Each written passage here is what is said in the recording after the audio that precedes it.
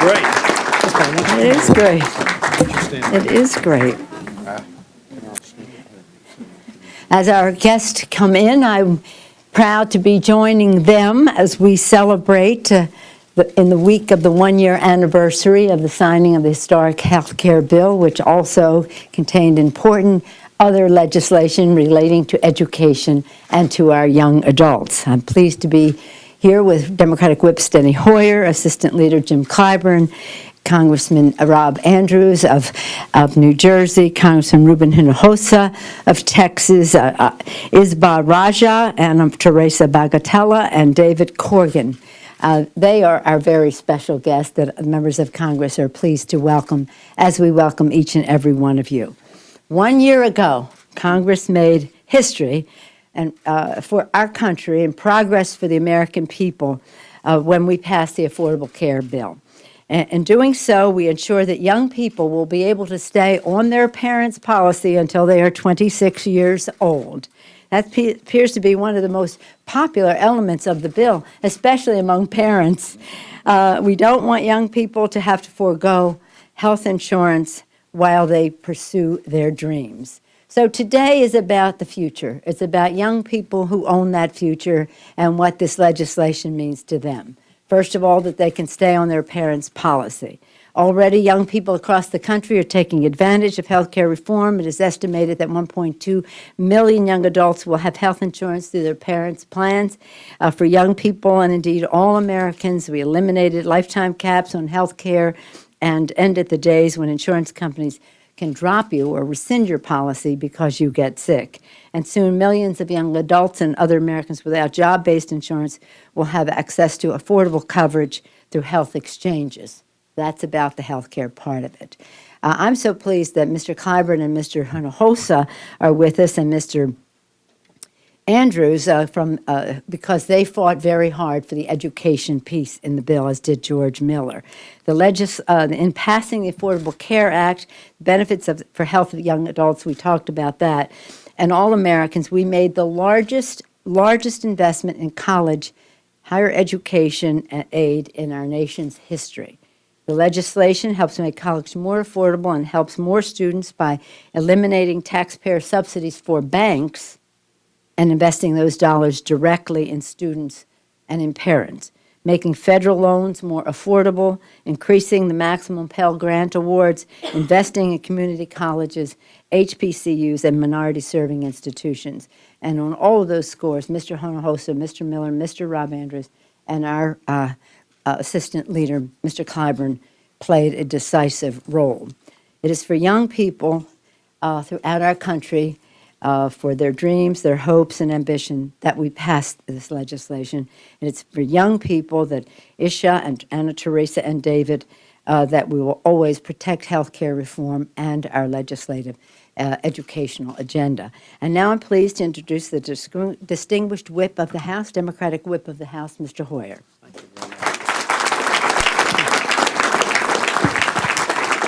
Thank you very much. I'm the warm-up act for Isba Raja that I'm going to introduce in just a minute. But 1 year ago, as our leader has said, Democrats took bold action to pass the Affordable Care Act and the Education Reconciliation Bill, all of which are important to all of you sitting before me and standing behind me. Today, these laws are putting patients, not insurance companies, back in charge of their health care. And American families and students are now benefiting from new protections and greater freedoms, which the leader has talked about. Thanks to the Affordable Care Act, insurance companies can no longer discriminate against children and young people with pre-existing conditions, a protection that extends to all Americans by 2014, a protection critically important to so many people with an illness that otherwise would preclude them from having insurance.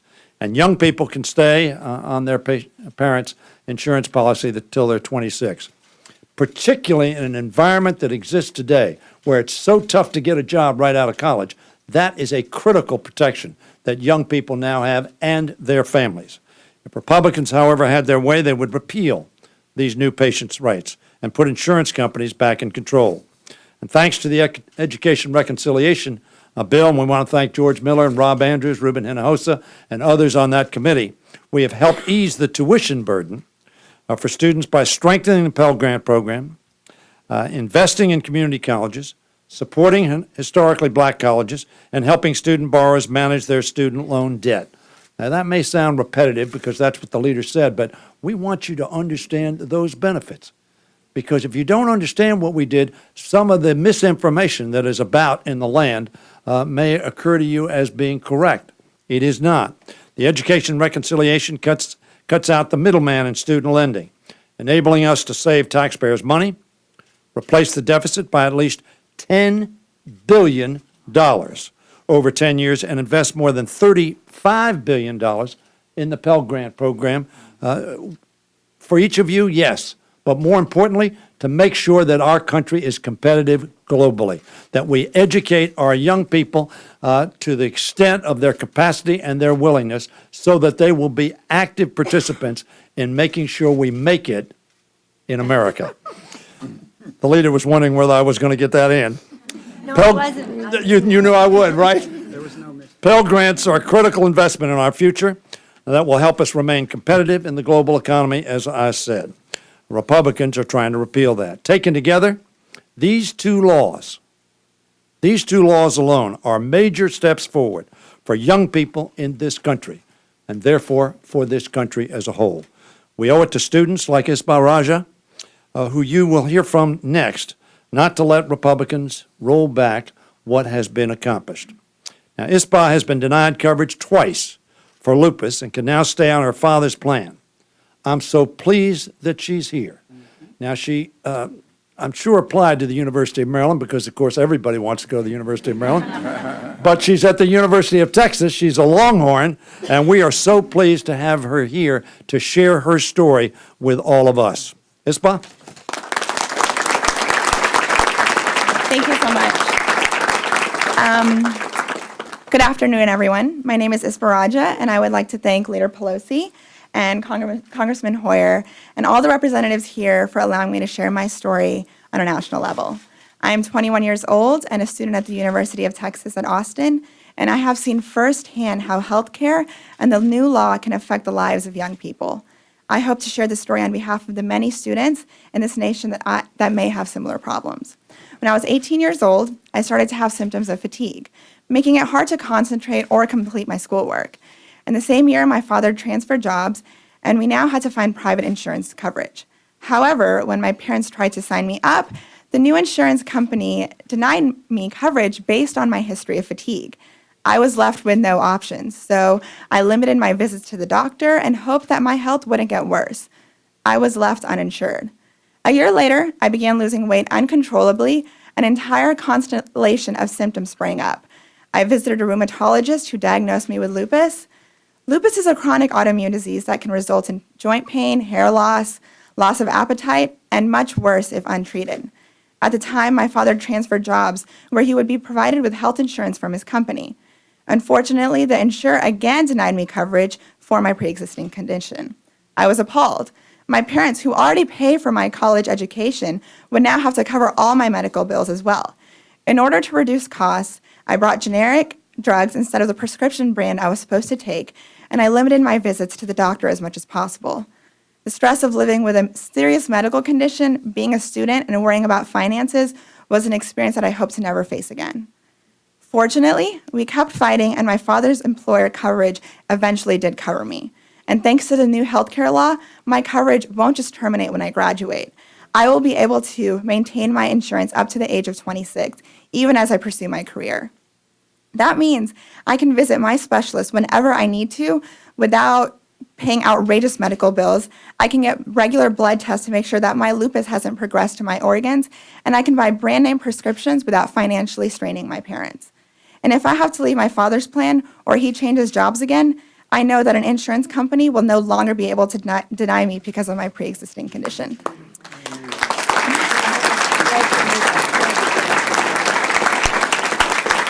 My 15-year-old sister, who was diagnosed with celiac disease, can also not be denied coverage because of her pre-existing condition. The new law has not only given me the freedom to stay covered, but has also freed me and my family from the fear that an insurer could drop me at any moment and force me to, or limit me to go without treatment. Having seen the impact of the new law, I have become an advocate for healthcare reform within my community. I have participated in local events discussing my story, and I have worked with Young Invincibles to raise awareness about healthcare reform at the UT campus. We even distributed flyers about a new graduation toolkit to help students like me find out how to get coverage even after school. I hope that I can provide a voice for other people all over this nation that have been denied coverage by insurance companies, and I've also gained so much from this new healthcare law. Thank you so much.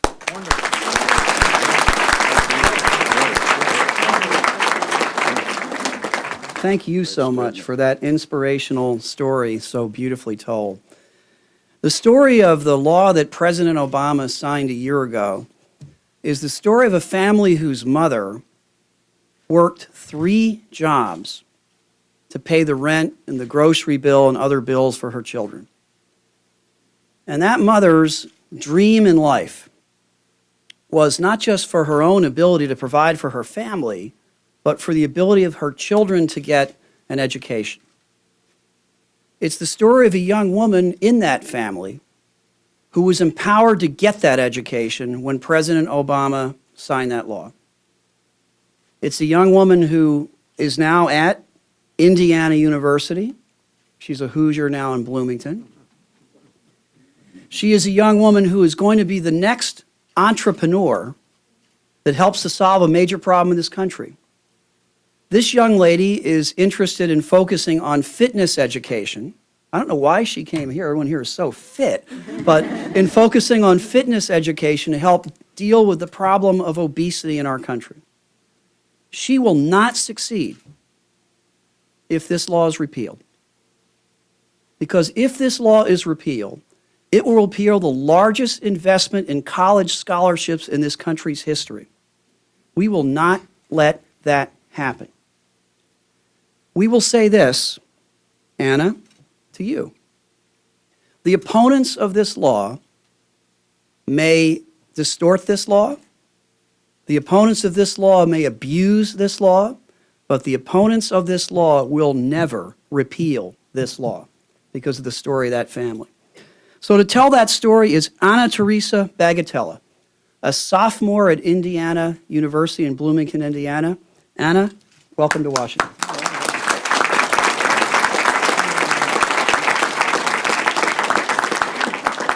Thank you, Congressman Andrews. Thank you. Oh, I'm a little short. Hi, everyone. My name is AnaTeresa Bagatella, and I am a first-generation college student at Indiana University in Bloomington. I'm currently a sophomore, and I am also a student leader with my campus student PIRG chapter. I am studying to become a fitness director, and I am much closer to graduating and reaching this goal thanks to the recently passed legislation, including the Student Aid and Fiscal Responsibility Act. Growing up, I worked hard to make sure that I had a chance to attend college. My mom raised my brother, my sister, and me on her own, working 2, sometimes 3 jobs at a time just to make ends meet. Since she worked so much during my high school career, I was the one in charge of all the housework and all the cleaning and making sure everything was done.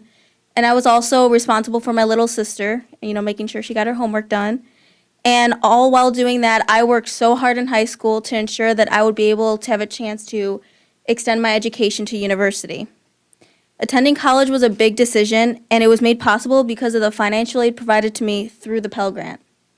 Now, after graduation, I want to become a fitness director and help combat to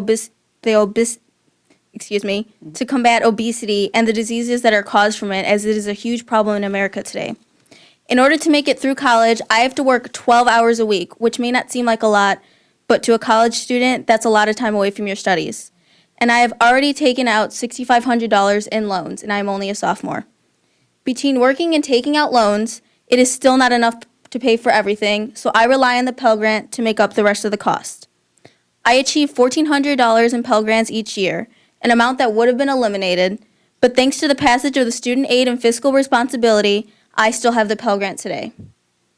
Now, I have heard that there is a proposal to cut the Pell Grant as early as next year. If aid to my Pell Grant is cut, I may lose access to my award altogether. And if this happens, I will face some very hard decisions, including dropping out of school altogether. I want to thank Leader Pelosi and every member of Congress that has worked to get this bill passed, making sure that I and many others can stay in school and be with you a year later. Thank you, Leader Pelosi, for giving me a chance to be the first member in my family to graduate from college.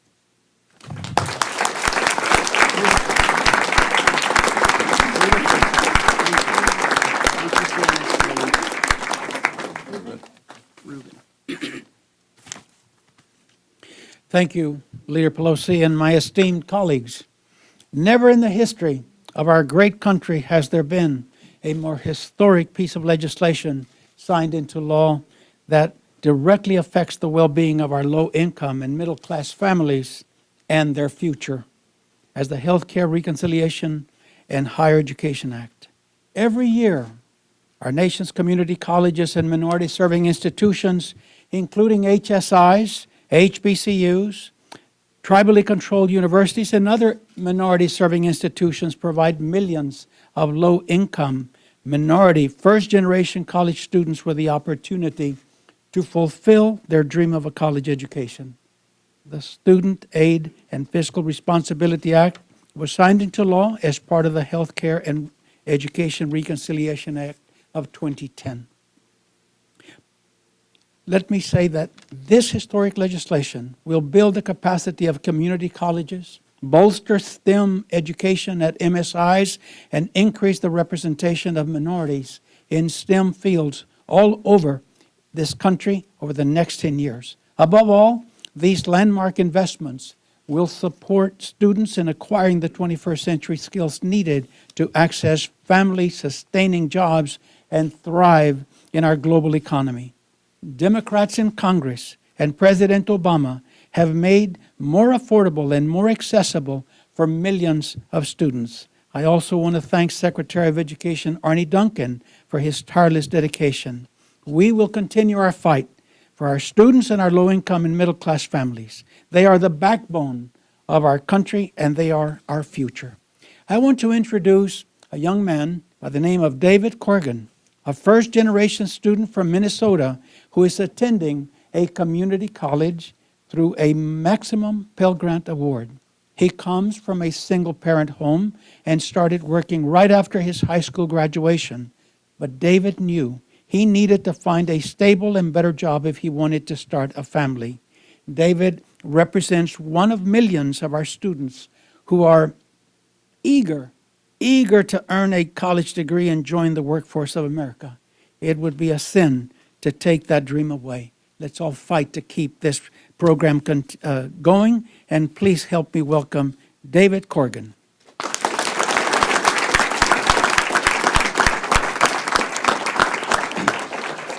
Hello, everyone, and good afternoon. My name is David Corrigan. I'm a 35-year-old first-generation college student attending Anoka Ramsey Community College in Coon Rapids, where I'm a student leader with the Minnesota State College Student Association. I want to thank Leader Pelosi for allowing me to share the story that so many non-traditional students are experiencing because of the bad economy. I'm just one out of almost 5 million non-traditional students older than 23, counting on my Pell to graduate. The passage of this bill a year ago undoubtedly helps me stay in school. I was raised by my amazing and hardworking mother after my father passed away when I was just 3 years old. Growing up in a struggling household with only one income split between 3 jobs meant college always seemed like an impossible dream. I began working as a young boy with a paper route and kept it up all through high school. After high school, I quickly rose to manager at a retail establishment, a position I held for several years. When the economy turned, retail was hit particularly hard, and I soon found myself without a job. I began part-time work caring for the disabled, but my girlfriend and I knew that we couldn't raise a family in that unstable position. We decided one of us would have to go back to school, and knowing that there would be a Pell Grant for me gave me the extra courage I needed to enroll in college. In the past 2 years, I have continued working over 25 hours a week to help pay for college while using my savings and taking out $8,000 in loans. It wasn't enough, and my $5,550 Pell Grant helped me to fill in the gap, keeping me in school. Now, currently, I tutor in math and physics and will be transferring to the University of Minnesota to pursue my PhD. The Pell Grant.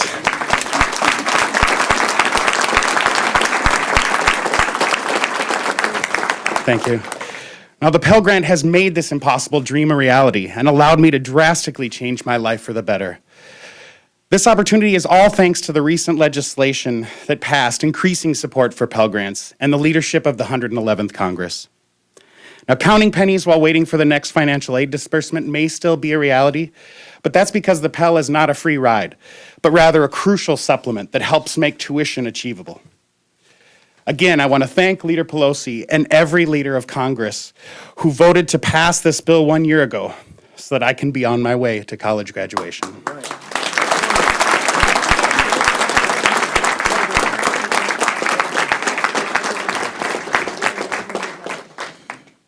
Let me begin by thanking Leader Pelosi, Whip Hoyer, my colleagues, Congressman Andrews and Hosea. Thank you, David, Anna, and Isba. Thank you all so much for your statements here today. As I listened to David, I started counting. I represent 7 community colleges. I represent 10 4-year institutions and 2 law schools. 6 of those institutions are HBCUs.